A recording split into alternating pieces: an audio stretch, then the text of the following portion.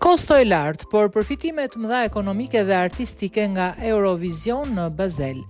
Organizimi i Festivalit Evropian të Këngës në Eurovision 2025 në Basel pritet të kushtoj rreth 60 milion franga zvicerane, duke e renditur këtë edicion ndër më të shtrenjtët në historinë e festivalit.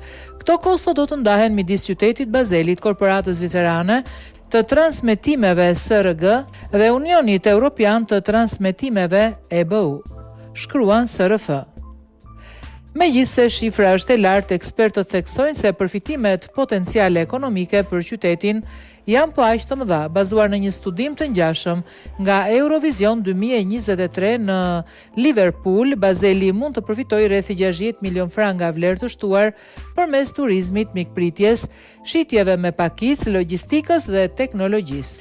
Roman Ingruth, drejtor ekzekutiv i ekspozitave dhe eventeve në Messeseis, shpreson se ndikimi i festivalit jetë afatgjatë, duke bërë Baselin një destinacion më të rregjës për ngjarje të mëdha ndërkombëtare si panajiret apo konferencat. Përveç përfitimeve ekonomike, Eurovisioni mbetet një platformë e jashtëzakonshme për artistët e rinj. Shembulli i Remo Forer, i cili përfaqësoi Zvicrën në vitin 2023 dhe prej atëherë jeton vetëm nga muzika, ilustron fuqinë transformuese të festivalit.